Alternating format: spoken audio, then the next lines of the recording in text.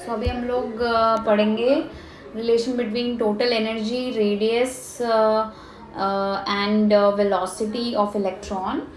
सो पहला था force F1 equals to F2. So K Z E square upon R square is equals to M V square upon R, ये था. और दूसरा postulate था M V R equals to N H upon 2 pi. तो जब आप इन दोनों formulas को रिलेट करेंगे तो आपको V मिलेगा और R मिलेगा. सो V क्या है, K क्या है, 9 into 10⁹ newton metre square upon coulomb square. Z is atomic number. E जो है वो 1.6 इंटू 10⁻⁻19 कूलम चार्ज होता है. और m is mass of electron. V is velocity of electron and R is distance between electron and nucleus. और N is number of shell and H is Planck constant.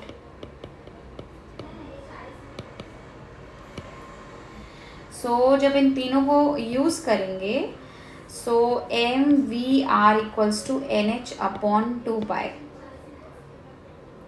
सो यहाँ से we can write और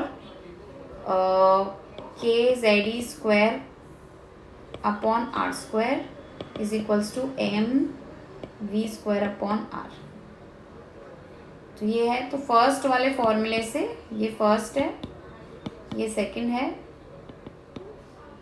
so first फॉर्मूले में हम कर सकते हैं M square V square R square equals to N square H square upon 4 pi square. फिर M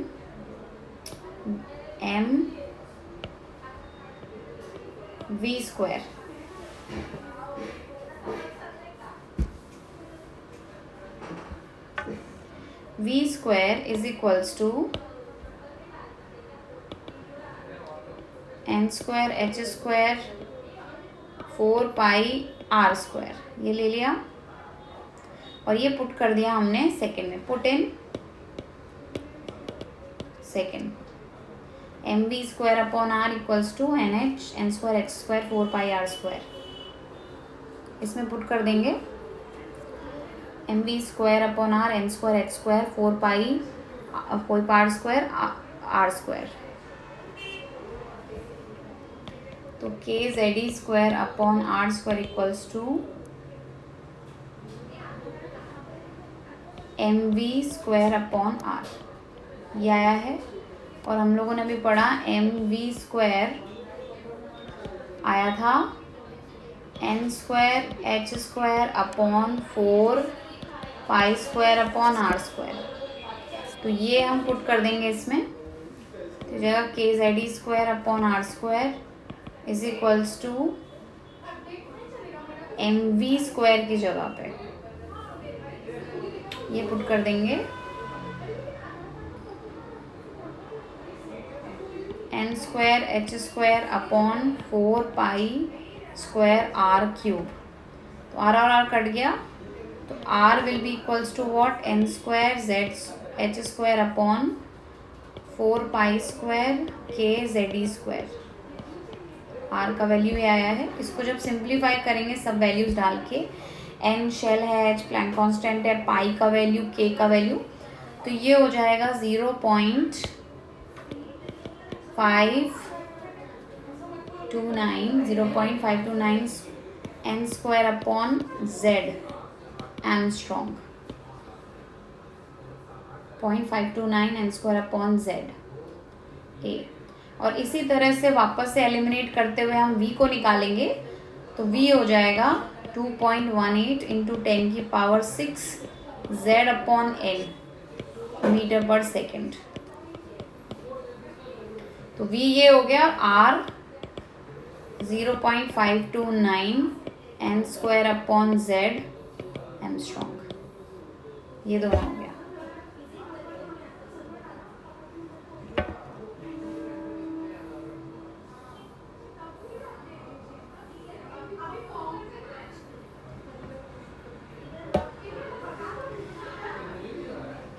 So I hope this is clear, velocity and radius. Now ground state.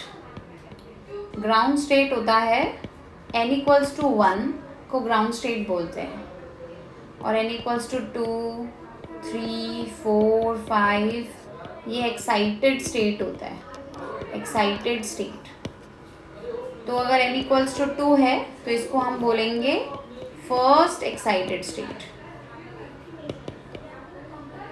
और n equals to अगर 3 है तो हम इसको बोलेंगे second excited state.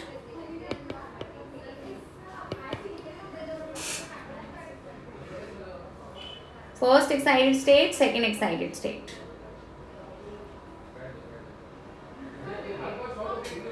And so on. Fourth shell will be third excited state. Fifth shell will be fourth excited state, and so on.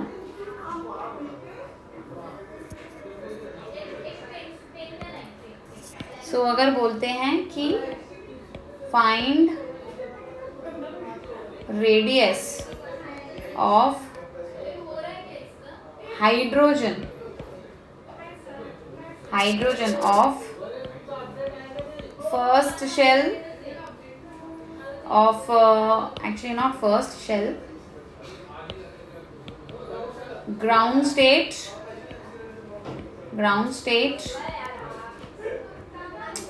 first excited state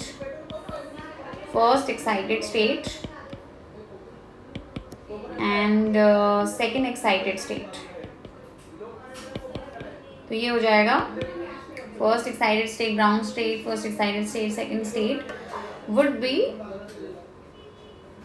पहला हो जाएगा r is equals to 0.529 n square upon z angstrom. तो r equals to 0.529 into ground state का होता है 1 और z हो गया उसका हाइड्रोजन का लिए 1. तो फर्स्ट हो गया 0.529 angstrom.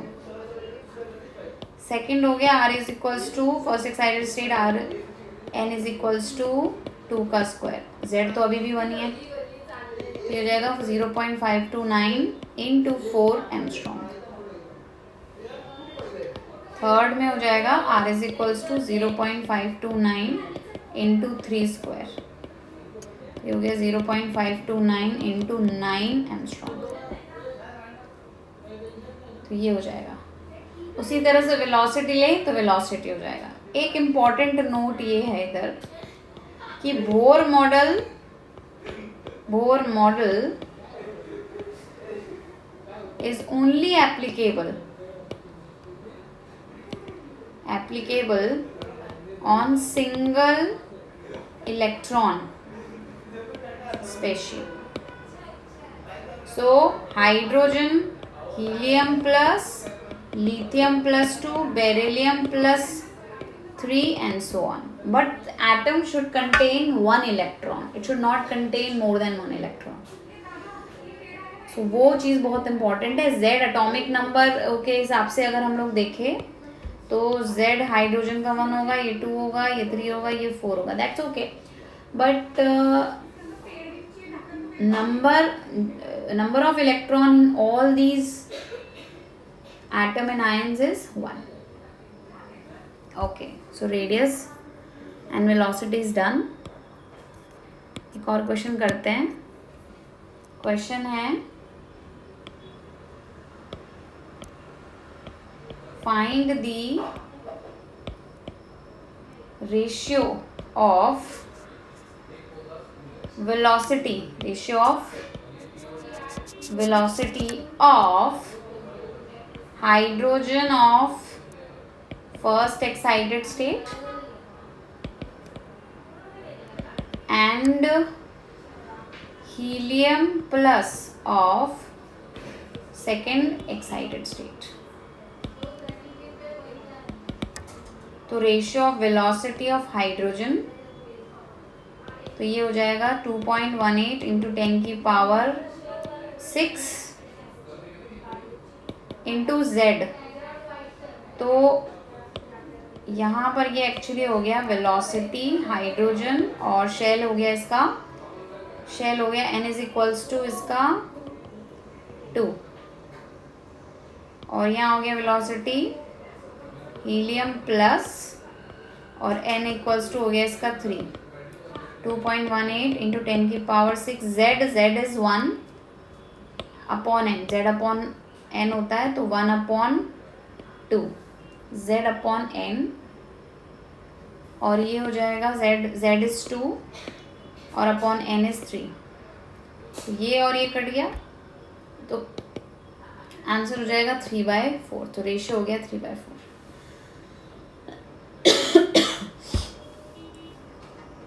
I hope this is clear. So radius and velocity clear हो गया। अभी हम इसका टोटल एनर्जी समझेंगे। Total energy, so total energy, total energy, so total energy क्या होती है?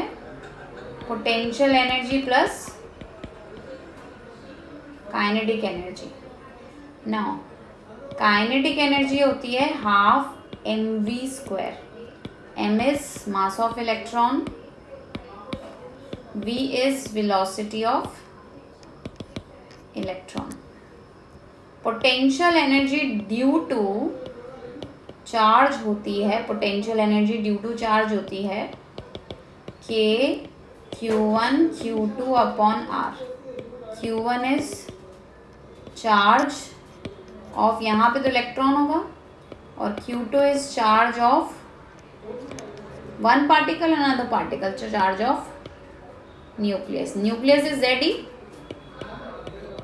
और न्यूक्लियस में तो प्रोटॉन होता है, तो पोटेंशियल एनर्जी हो जाएगा minus k q1 minus k, actually होगा ऐसे k minus e plus Ze upon r, और r is distance between charges, distance between charges, distance between charges. So potential energy हो जाएगा minus k Ze² upon r। तो total energy हो गया potential energy plus kinetic energy, and total energy हो गया minus k Ze² upon r plus half mv²। तो इन दोनों को एक दूसरे के टर्म में लिखना पड़ेगा, तो वही हम लोग अभी करेंगे। सो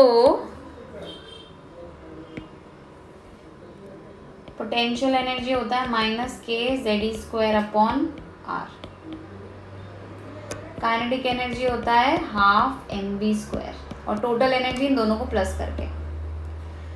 तो हमें पता है फोर्स 1 और फोर्स 2 के हिसाब से k Ze² upon r² is equals to mv² upon r।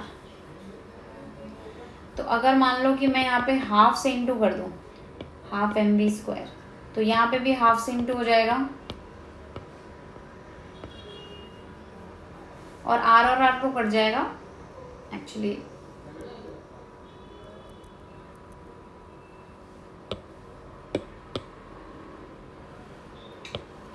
सो ये और ये कट जाएगा, तो ये हो जाएगा k Ze² upon r equals to mv²। इसको अगर मुझे हाफ लिखना है तो काइनेटिक एनर्जी हो जाएगा, काइनेटिक एनर्जी हो जाएगा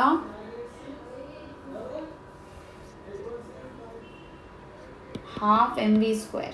सो आई कैन राइट mv², तो mv² is equals to 2 into kinetic energy, we can write this 2 into kinetic energy we can write, तो ये हो जाएगा k Ze² upon r equals to 2 into kinetic energy, और potential energy होता है minus k Ze² upon r। So k Ze², इसकी जगह हम लोग लिख सकते हैं माइनस PE। तो ये हो जाएगा minus P E is equals to 2 K E. तो पोटेंशियल एनर्जी और काइनेटिक एनर्जी का रिलेशन आ गया। पोटेंशियल एनर्जी इज -2 के ई। सो इसका शॉर्ट में बताते हैं। तो टोटल एनर्जी जब इन सबको प्लस करेंगे तो टोटल एनर्जी आ जाएगा Pe/2 is equals to minus of kinetic energy. So अगर आप चेक करें तो पोटेंशियल एनर्जी जो है वो आ गया यहाँ पे के पोटेंशियल के माइनस के इज Pe/2 माइनस के इज Pe/2। सो ये आ गया।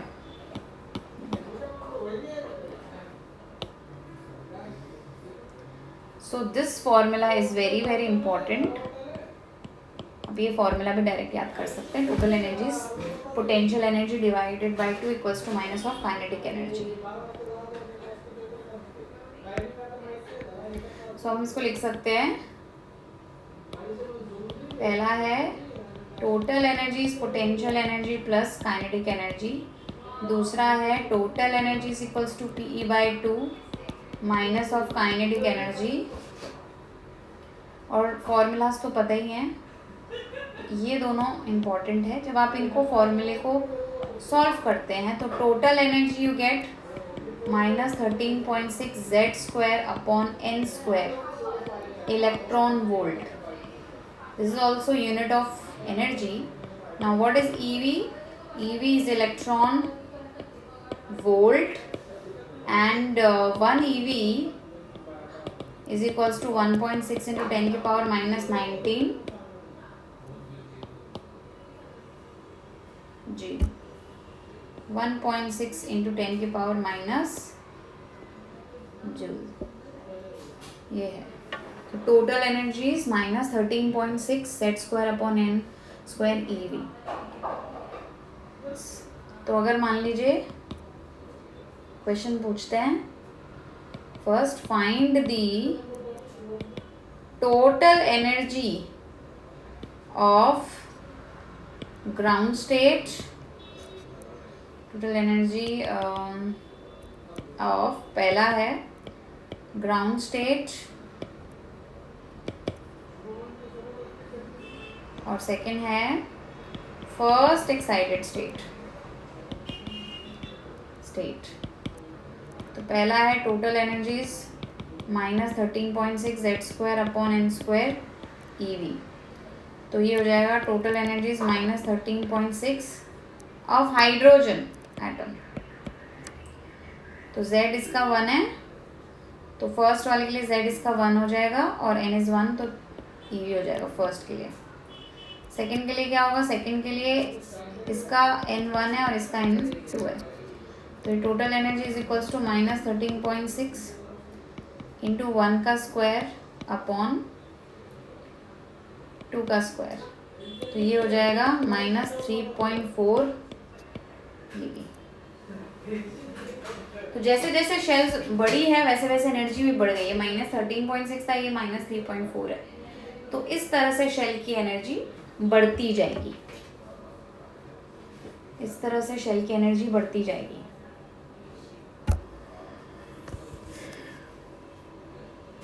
आई hope this is clear to everyone. तो बस total energy is what 13.6 Z² upon n² EV। तो for hydrogen atom n equals to 1 के लिए कितना हो जाएगा? Total energy 13.6 EV। n equals to 2 के लिए कितना हो जाएगा? -3.4 EV। n इक्वल्स टू 3 के लिए कितना हो जाएगा? -1.51 EV। फोर्थ के लिए क्या हो जाएगा? -0.85 EV।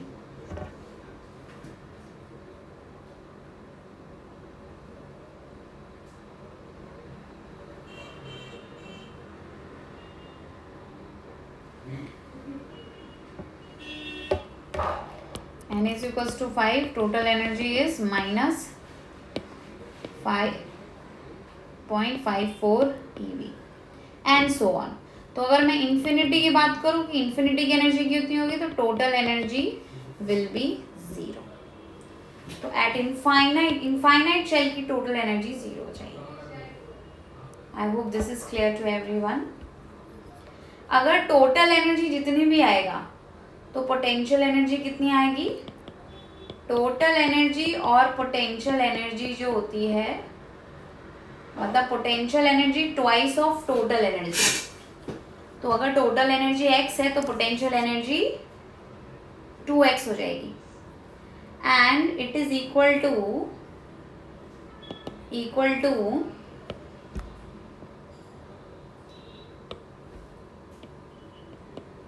Minus of kinetic energy.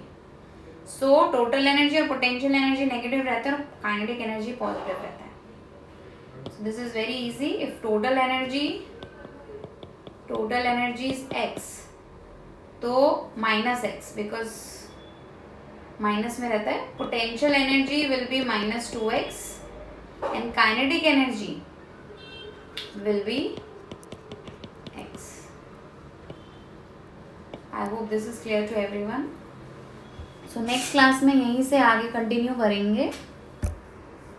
Okay, thank you.